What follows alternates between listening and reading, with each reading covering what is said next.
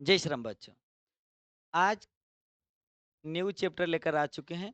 इस चैप्टर में हम आपको बताएंगे इम्पोर्टेंट ऑब्जेक्टिव। यह चैप्टर है जो कि क्लास 10वीं के हिंदी गोधोली भाग 2 के काव्य खंड का छठा चैप्टर।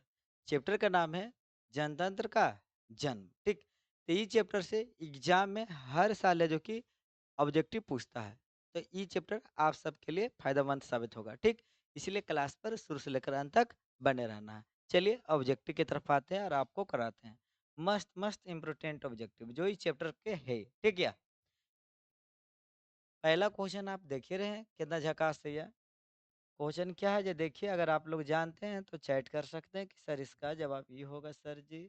देखिए सर जी इसका जवाब तो ये होगा। यह देखिए क्वेश्चन कितना मस्त है यह। रामधारी सिंह दिनकर का जन्म कहाँ हुआ था? सिमरिया बेगूसराय बिहार शरीफ में, कि राजापुर बक्सर बिहार में, कि शाहपुर भोजपुर बिहार में, कि नौबतपुर पटना बिहार में। तो कहिएगा कि सर जी सिमरिया बेगूसराय बिहार शरीफ में हुआ था। इनका जन्म कहाँ हुआ था? सिमरिया बेगूसराय में। ठीक है, अगला क्वेश्चन ये भी बड़ा मस्त क्वेश्चन है, यह देख लीजिए। रामधारी सिंह दिनकर किस बात के प्रमुख कवि हैं? प्रयोगवाद, कैप्सूलवाद, उत्तर छायावाद, नकेनवाद। तो याद रखिएगा उत्तर छायावाद, इसका सही जवाब क्या हो जाएगा? उत्तर छायावाद। ठीक, अगला क्वेश्चन की तरफ चलते हैं। यह क्वेश्चन भी मस्त है यह।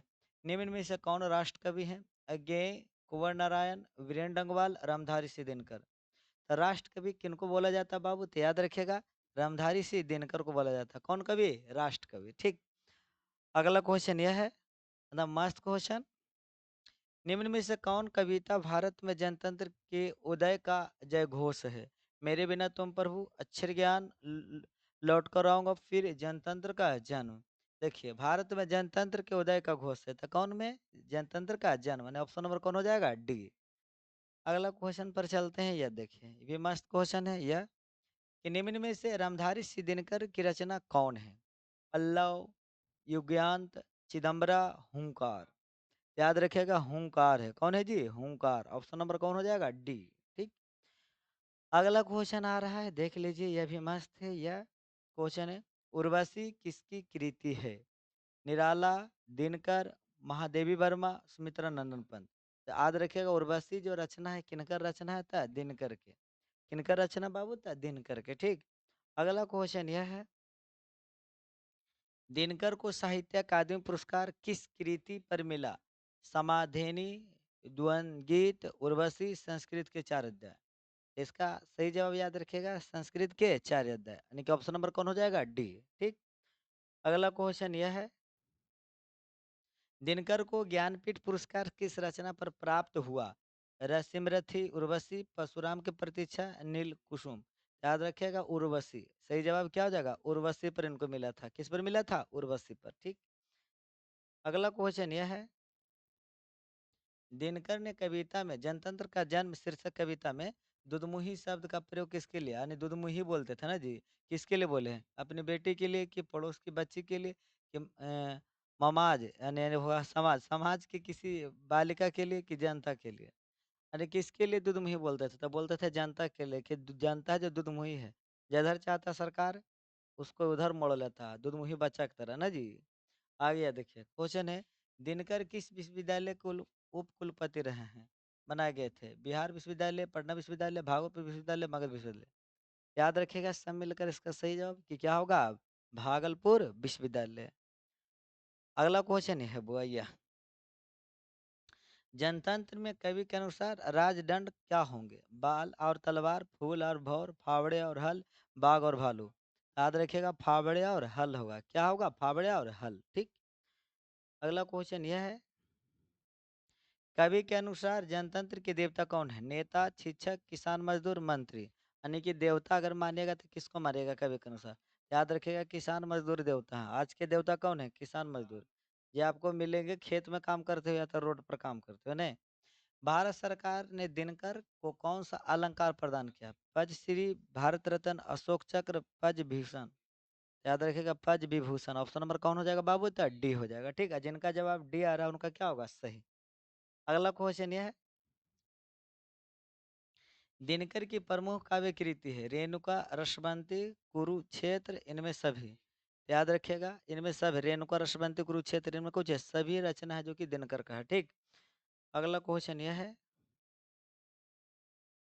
दिनकर की गद्य कृति है अर्धनारीश्वर, दिनकर की डायरी, बट पीपल, इनमें सभी। याद रखिएगा, सब है जो कि गद्य कृति है, यानी कि ऑप्शन नंबर हो जाएगा कौन बाबू, तो डी हो जाएगा। ठीक,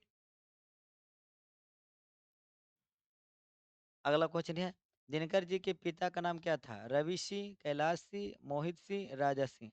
याद रखिएगा, दिनकर जी के जो पापा का नाम था रवि सिंह, बेटा जी के नाम के क्या हुआ है, दिनकर नहीं, रामधारी सिंह दिनकर।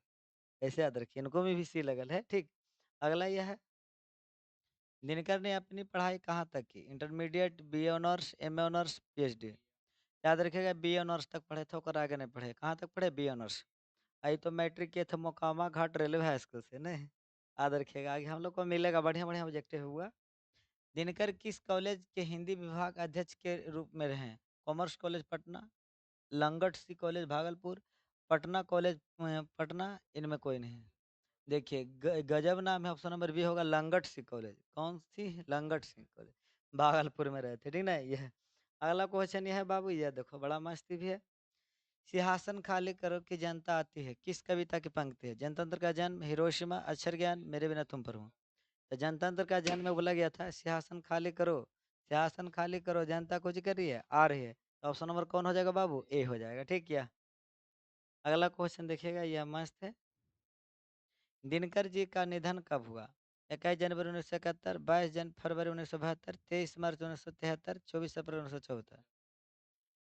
तो हुआ था इनका मृत्यु 24 अप्रैल 1974, हार्ट अटैक आने से हुआ था, दिल के दौरा पड़ गया था ना, जिनके कारण इनका क्या हो गया था, मृत्यु।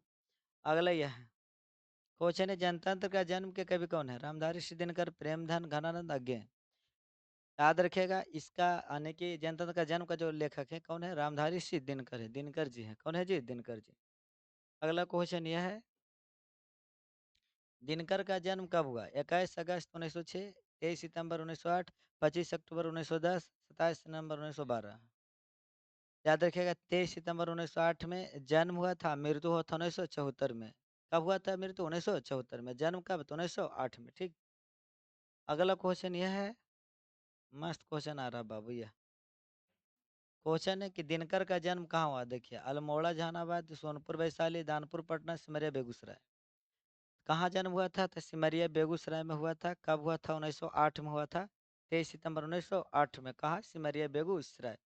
अगला क्वेश्चन है कि दिनकर जी की यानी इनकी प्रारंभिक शिक्षा कहाँ से हुई, बम्बई से, पटना से, गांव से, जिला जिला स्कूल से।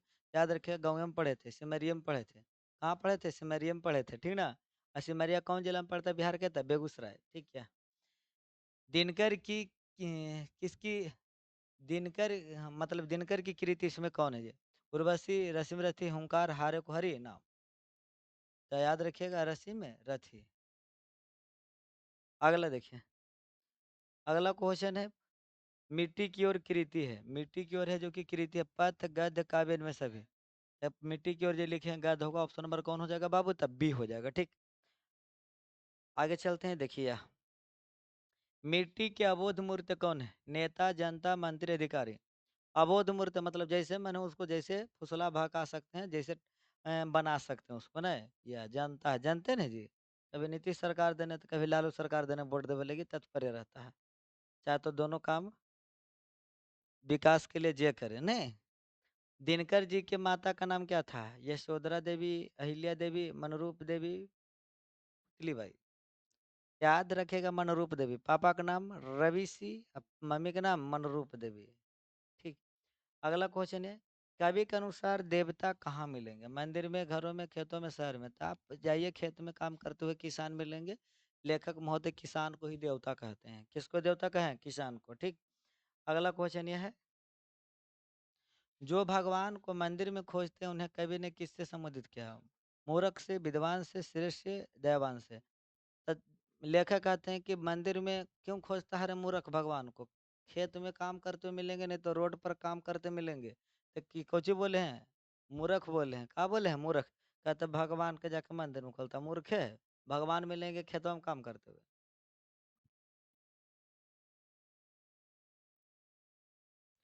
अगला क्वेश्चन है, कवि दिनकर किसके लिए शासन खाली करने की बात करते हैं? अस्थिरों के लिए, नवयुवकों के लिए, गरीबों के लिए, जनता के लिए? कहते हैं देखो, शासन खाली करो, जनता आती है। जनता के लिए नहीं, किसको कह रहे हैं? बड़े बड़े नेताओं को नहीं जी। यह कवि दिनकर के अनुसार कौन सोने का ताज पहन कर इठलाती है? देश की जनता, देश के नेता, देश की मिट्टी, देश की देवी की देवता। याद रखिए, कवि दिनकर के अनुसार कौन सोने का ताज पहन कर इठलाते हैं? किस? तो ऑप्शन नंबर इसका याद रखिएगा, देश की मिट्टी हो जाएगा कुछ इसी। आ गया।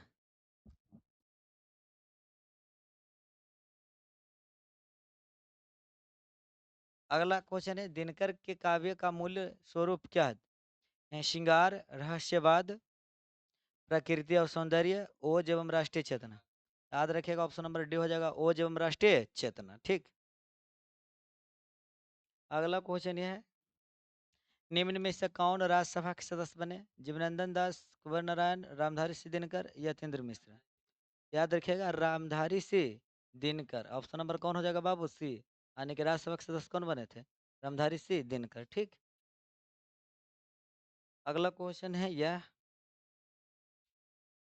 रामधारी सिंह दिनकर रचित पाठ है, हिरोशिमा, जनतंत्र का जन्म, भारत माता, मछली। याद रखिएगा, ऑप्शन नंबर बी हो जाएगा, जनतंत्र का जन्म। जनतंत्र का जन्म के लेखक कौन है? रामधारी सिंह दिनकर। ठीक। अगला क्वेश्चन है, सदियों की ठंडी बुझी राख सुगबुगा उठी मिट्टी सोने का ताज पहन इठलाती है, पंक्ति किसकी है? दिनकर की, निराला की, महादेवी की, अज्ञे की। याद रहे, दिनकर की। दिनकर बोले, सदियों की ठंडी बुझी राख सुगबुगा उठी मिट्टी सोने का ताज पहन इठलाती है। यानी मिट्टी कैसा ताज पहन रहा है? सोने का ताज। ये पंक्ति किनका है था? दिनकर के। ठीक क्या? अगला क्वेश्चन है, दिनकर किस काल के प्रमुख कवि हैं? भारतेंदु युग, द्विवेदी युग, क्षयवाद युग, उत्तर क्षयवाद। तो सही जवाब याद रखिएगा, कौन होगा? उत्तर क्षयवाद। ऑप्शन नंबर डी हो जाएगा, उत्तर क्षयवाद। ठीक। अगला क्वेश्चन यह है, किसके हुंकारों से महलों की नींव उखड़ जाती है? शासक, राजा, विदेशी, जनता। तो जनता के हुंकारों से। एक बार जनता अगर हुंकार दे दे तो बढ़िया बढ़िया नेता को रोड पर ला देगा। मोदी जी भी रोड पर आ जाएंगे अगर जखनी जखनी कस के हुंकार दे देगा तो नहीं। अगला यह क्वेश्चन है, दिनकर जी कवि के साथ साथ क्या थे भाई? गद्यकार भी थे, उपन्यासकार भी, संगीतकार भी, आलोचक भी। देखिए, गद्यकार भी थे। क्या थे? गद्यकार भी थे। ठीक। अगला क्वेश्चन यह है, रामधारी सिंह दिनकर कहाँ के रहने वाले थे? उत्तर प्रदेश के, मध्य प्रदेश के, राजस्थान के, बिहार के। याद रखिएगा, बिहार के रहने वाले थे। कहाँ के रहने वाले थे? बिहार के। ठीक। अगला क्वेश्चन है, सदियों की ठंडी बुझी राख सुगबुगा उठी मिट्टी सोने का ताज पहन इठलाती है, किस कविता की पंक्ति है? भारत माता, स्वदेशी, हिरोशिमा, जनतंत्र का जन्म। तो जनतंत्र का जन्म में बोला गया है। कहाँ बोला गया है? जनतंत्र के जन्म में बोला गया है बात। ठीक है। यह, अब आपसे अगला क्वेश्चन पूछ रहे हैं कि बताइएगा, दिनकर, दिनकर जी के माता, माता का क्या नाम था? जानते हैं तो कमेंट में कमेंट कर दीजिएगा। ठीक, कमेंट बॉक्स में कमेंट कर दीजिएगा। ठीक। ठीक ना। फिर आपसे मिलेंगे अगली क्लास में। आज के लिए बस इतना ही। बाय बाय, टाटा, जय हिंद, वंदे मातरम।